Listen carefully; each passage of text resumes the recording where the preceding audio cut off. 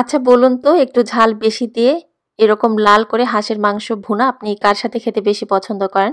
সাদা ভাত নাকি চালের আটার রুটি নাকি চিতই পিঠা? অবশ্যই কিন্তু কমেন্ট করে জানাতে ভুলবেন না। আমার কিন্তু ৩ টার সঙ্গেই এরকম লাল করে হাঁসের মাংস ভুনা খেতে খুবই পছন্দ। আসসালামু আলাইকুম everyone, welcome back to my channel. FNF cooking এ আজকের আয়োজনে আপনাদেরকে আমি তৈরি করে দেখাবো ভীষণ মজাদার একটি হাঁসের মাংস রান্নার রেসিপি। কারণ শীতের এই সময়টাতে আমরা কম বেশি সবাই হাঁসের মাংস খেতে একটু বেশি পছন্দ করি। আর হাঁসের মাংসটা যদি একটু রান্না করা হয় ঝাল বেশি দিয়ে এরকম একটু লাল কালার করে, তাহলে খেতেও ভালো লাগে এবং দেখতেও কিন্তু অনেক বেশি ভালো লাগে। তো টিপস সহকারে এখানে আমি কিন্তু রেসিপিটি শেয়ার করেছি, যেহেতু হাঁসের একটা স্মেল থাকে, তো স্মেলটার কারণে অনেকেই হাঁসের মাংসটা খেতে চান না। তো সেই স্মেলটা দূর করার জন্য এখানে আমি বেশ কিছু টিপস শেয়ার করেছি। তো যার কারণে ভিডিওটা না টেনে অবশ্যই এখানে হাঁসের মাংসের রেসিপিটা পুরোটা আপনাদেরকে দেখতে হবে। সেই সঙ্গে এখানে পারফেক্ট এরকম লাল কালার আনার টিপসও কিন্তু আমি শেয়ার করেছি রান্নাতে। তো আশা করছি রেসিপিটি পড়ার মতো ভালো লাগবে। তো রান্নাটা করার জন্য প্রথমে আমি তেল দিয়ে দিচ্ছি ৩ টেবিল চামচ। যেহেতু হাঁস থেকে অনেকটা তেল ওঠে সেজন্য ৩ টেবিল চামচ আমি তেল দিয়েছি। তারপর দিয়ে দিচ্ছি এখানে ১ কাপ পেঁয়াজ কুচি। পেঁয়াজ কুচিটা দিয়ে দেওয়ার পর এখন নেড়ে-চেড়ে হালকা একটা গোল্ডেন কালার করে এখানে পেঁয়াজটাকে ভেজে নিতে হবে। পেঁয়াজটা কিছুক্ষণ ভেজে নেওয়ার পর এখন দিয়ে দিচ্ছি আস্ত গরম মসলা, আর যার ভেতরে আছে দারুচিনি, এলাচ, লং, লবঙ্গ। তেজপাতাটা আসলে এখানে আমি দিতে ভুলে গিয়েছি, কারণ আমার বাসায় আমি তেজপাতাটা খুঁজে পাইনি। তো আপনারা অবশ্যই কিন্তু এখানে তেজপাতাটা দিতে ভুলবেন না। তো কিছুক্ষণ পেঁয়াজ এবং গরম মশলাটা ভেজে নেওয়ার পর এখন দিয়ে দিচ্ছি এখানে আদা এবং রসুনের পেস্ট। আদা রসুন এখানে আমি একসঙ্গে পেস্ট করে নিয়েছি, তো সেটা দিয়ে দিচ্ছি এখানে ৩ টেবিল চামচ। হাঁস রান্নাতে অন্যান্য রান্নার তুলনায় কিন্তু আদা রসুনের পেস্টটা একটু বেশি দিতে হয়, কারণ আদা রসুনের পেস্টটা কম হলেও কিন্তু অনেক সময় হাঁস রান্নাতে সেই স্মেলটা করে। তো স্মেলটা দূর করার কারণে এখানে অবশ্যই আদা রসুনের পেস্টটা একটু বেশি করে দিতে হবে, এবং আরেকটা উপকরণ আমি দিব, সেটা পরে আপনাদেরকে বলে দিচ্ছি। এরপর দিয়ে দিচ্ছি স্বাদ মতো কিছুটা লবণ, এবং দিয়ে দিচ্ছি এখানে মরিচ গুঁড়ো ১ টেবিল চামচ, জিরা গুঁড়ো দিয়ে দিচ্ছি এখানে ১.৫ টেবিল চামচ, ধনিয়া গুঁড়ো দিয়ে দিচ্ছি এখানে ১ টেবিল চামচ, হলুদের গুঁড়ো দিয়ে দিলাম 1/2 চা চামচ। তারপর একটু নেড়েচেড়ে মিশিয়ে নিয়েছি। তো এখন দিয়ে দিচ্ছি 1/2 কাপ পানি, যেহেতু মশলাটাকে একটু সময় নিয়ে কষিয়ে নিতে হবে। তো পানি দিয়ে এখানে খুব ভালোভাবে নেড়েচেড়ে মশলাটাকে ঢাকনা দিয়ে ঢেকে আমি একটু সময় নিয়ে কষিয়ে নিব। তো আমার কাছে মনে হচ্ছে এখানে আরেকটু পানি লাগবে, তো আমি আরও সামান্য পরিমাণে পানি দিয়ে এখন এটাকে আমি ঢাকনা দিয়ে ঢেকে একটু কষিয়ে নিব। তো তার আগে দিয়ে দিচ্ছি এখানে আমি একটা টমেটো কুচি। তো টমেটো কুচিটা আসলে দেওয়ার কারণে কিন্তু এখানে হাঁস রান্নার পর এর ভেতরে সেই স্মেলটা চলে যায়। তো অবশ্যই চেষ্টা করবেন এখানে সামান্য পরিমাণে হলেও টমেটো কুচিটা দিতে। তো আরও সামান্য পরিমাণ পানি দিয়ে এখন নেড়ে-চেড়ে মিশিয়ে ঢাকনা দিয়ে ঢেকে মিডিয়াম আঁচে এটাকে একটু সময় নিয়ে খুব ভালোভাবে কষিয়ে নিতে হবে। আর মশলাটা কষানোর সময় চেষ্টা করবেন একটু পরপর ঢাকনাটা খুলে মশলাটাকে খুব ভালোভাবে নেড়ে-চেড়ে কষিয়ে নিতে। কারণ যেহেতু মশলাটা এই পর্যায়ে অনেকটা ঘন, যার কারণে একটু সময় নিয়ে ঢাকনা দিয়ে ঢেকে কষিয়ে নিতে হবে, এবং এর কারণে কিন্তু খুব সহজে এটা পোড়া লাগতে পারে।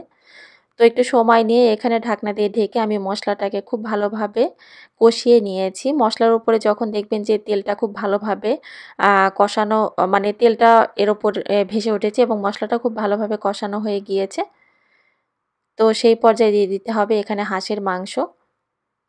আর মাংস রান্নার পর এর টেস্টটা আরও একটা কারণে ডিপেন্ড করে, মানে কেমন হবে, সেটা হচ্ছে মশলাটা আপনি যতটা সময় নিয়ে ঢাকনা দিয়ে ঢেকে এখানে চুলার আঁচটা কমিয়ে এটা আপনি কষিয়ে নিবেন, এর টেস্ট কিন্তু ততটাই ভালো আসবে। তো যার কারণে এখানে একটু সময় নিয়ে ঢাকনা দিয়ে ঢেকে কিছুক্ষণ পর পর ঢাকনাটা খুলে নেড়ে-চেড়ে এখানে আমি মশলাটাকে খুব ভালোভাবে কষিয়ে নিয়েছি। তো মশলাটা কষানো হয়ে গিয়েছে এর ভেতরে, এখন দিয়ে দিচ্ছি আমি হাঁসের মাংস। এখানে একটা হাঁস এর পুরোটাই আমি দিয়েছি। আর এখানে হাঁসের মাংস আছে ১.৫ কেজির মতো। তো হাঁসের মাংসটা দিয়ে দেওয়ার পর এখন মশলাটার সঙ্গে উল্টে-পাল্টে খুব ভালোভাবে নেড়ে-চেড়ে মিশিয়ে নিচ্ছি।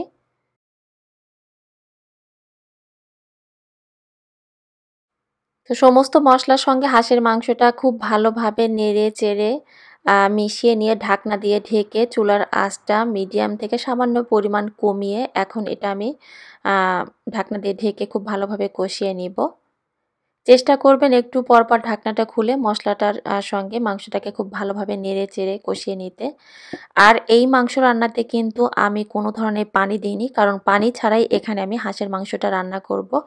তো একটু সময় নিয়ে ঢাকনা দিয়ে ঢেকে এখানে একটু পরপর নেড়ে চেড়ে আমি মাংসটা খুব ভালোভাবে কষিয়ে নিয়েছি। দেখুন মাংস থেকে কিন্তু যথেষ্ট পরিমাণে পানি উঠেছে, আর এই পানির ভেতরে কিন্তু সম্পূর্ণ মাংসটা ভালোভাবে সেদ্ধ হয়ে যাবে। তো পানি ছাড়া যদি এখানে হাঁসের মাংসটা রান্না করতে চান অবশ্যই চুলার আঁচটা একটু কমিয়ে রান্না করে নিতে হবে। চুলার আঁচটা বাড়িয়ে কিন্তু রান্না করলে সেক্ষেত্রে কিন্তু মাংস থেকে অতটা পানিও বের হবে না, এবং এখানে মাংস রান্না করার জন্য কিন্তু বাড়তি পানি অ্যাড করতে হবে। তো নেড়ে চেড়ে মিশিয়ে আবারও ঢাকনা দিয়ে ঢেকে আমি আরও কিছুক্ষণ সময় নিয়ে এটাকে আমি রান্না করে নিচ্ছি, যতক্ষণ না পর্যন্ত মাংসটা ভালোভাবে সেদ্ধ হয়। আর আপনারা রান্নার সময় যদি মনে করেন যে এরকম পানি উঠেনি রান্নাতে, তো আপনাদের যদি মনে হয় যে এতে গ্রেভির জন্য পানির দরকার, তো সেক্ষেত্রে চাইলে আপনারা এখানে গরম পানি অ্যাড করবেন অবশ্যই। তো গরম পানি অ্যাড করে এখানে আপনারা আপনাদের পছন্দ মতো রান্নাটা করে নেবেন। তো যখন দেখবেন যে রান্নাটা একদম হয়ে গিয়েছে, মাংসটাও ভালোভাবে সেদ্ধ হয়ে গিয়েছে, গ্রেভিটাও আপনার পছন্দ মতো পর্যায়ে চলে এসেছে, সেই পর্যায়ে দিয়ে দিতে হবে সুন্দর একটা ফ্লেভারের জন্য কয়েকটা আস্ত কাঁচা মরিচ, এবং দিয়ে দিচ্ছি এখানে গরম মশলার গুঁড়ো। আপনারা চাইলে শেষের দিকে কিন্তু ভাজা জিরার গুঁড়োটাও দিতে পারেন, তো আমার কাছে ছিল না জন্য আমি দেইনি। তো গরম মশলার গুঁড়ো এবং কাঁচা মরিচটা দেওয়ার পর একটু নেড়েচেড়ে মিশিয়ে নিয়েছি, এবং ঢাকনা দিয়ে ঢেকে এটা আমি চুলার উপর 5 মিনিটের জন্য দমে রেখে দিব। 5 মিনিটের ভেতরে আসলে রান্নাটা আমার হয়ে যাবে, যেহেতু মাংসটা খুব ভালোভাবে সেদ্ধ হয়ে গিয়েছে। শেষের দিকে কাঁচা মরিচটা দেওয়ার কারণে অত বেশি ঝাল হবে না, তবে খুব সুন্দর একটা মাংস থেকে ফ্লেভার চলে আসবে। তো দেখুন খুব সুন্দর একটা কিন্তু কালারও চলে এসেছে হাঁসের মাংস রান্নাতে। বেসিক্যালি হাঁসের মাংস রান্নাতে কিন্তু এত সুন্দর কালার চলে আসে না, মানে একটা কালচে কালার চলে আসে। তো খেতে মজার হয় কিন্তু দেখতে কিন্তু অত বেশি কালারফুল হয় না। তো আপনারা অবশ্যই আমার রেসিপিটি ফলো করে বাড়িতে এটা তৈরি করে দেখবেন। আশা করছি আপনাদের ভালো লাগবে। আর মাংসে এত সুন্দর কালার নিয়ে আসার জন্য আপনারা চাইলে মসলার সঙ্গে আরও একটা উপকরণ দিতে পারেন, সেটা হচ্ছে পেপরিকা পাউডার। তো পাপরিকা পাউডার যদি হাতের কাছে থাকে তো অবশ্যই 1 চা চামচের মতো এটাতে দিয়ে নেবেন। পাপরিকা পাউডারটা দেওয়ার কারণে কিন্তু কোনো প্রকার ঝাল হবে না, তবে খুব সুন্দর একটা কালার চলে আসে রান্নাতে। তো মাংস রান্নাটা কিন্তু আমার ঠান্ডা হয়ে গিয়েছে, মানে একটু ঠান্ডা হয়ে গিয়েছে। তো এর গ্রেভিটা কিন্তু খুব বেশি পাতলাও হয়নি, আবার একেবারে কিন্তু ঘনও হয়নি, মানে একটু মাখা মাখা করে হাঁসের মাংসটা যেহেতু একটু ঝাল ঝাল করে ভুনা করা, তো খেতে আমার কাছে বেশি ভালো লাগে। তো এই পদ্ধতিতে আপনারা আসলে বাড়িতে হাঁসের মাংসটা রান্না করে দেখতে পারেন, কারণ এই পদ্ধতিতে রান্না করলে হাঁস রান্নাতে যে একটা স্মেলের কারণে মানুষ খেতে অনেকে পছন্দ করে না। তো আপনারা চাইলে এই পদ্ধতি ফলো করতে পারেন, কারণ এই পদ্ধতিতে রান্না করলে ওরকম স্মেলও পাওয়া যায় না, স্মেলটাও দূর হবে এবং খেতেও খুবই ভালো লাগে, খুব সুন্দর একটা কালারও চলে আসে। তো যখন আমি এটা ডিশে সার্ভ করেছিলাম সেই পর্যায়ে এটা একটু পড়ে গিয়েছিল। আসলে রান্নার ভিডিও আমরা যারা তৈরি করি সবাই মনে করেন যে 5 মিনিটের একটা ভিডিও আর কয় মিনিট লাগে তৈরি করতে। এটা কিন্তু আসলে খুবই কঠিন একটা কাজ। তো যাই হোক, চেষ্টা করেছি খুব সহজভাবে রেসিপিটা আপনাদেরকে দেখানোর জন্য। সবাই ভালো থাকবেন, আমাদের জন্য দোয়া করবেন। আল্লাহ হাফেজ।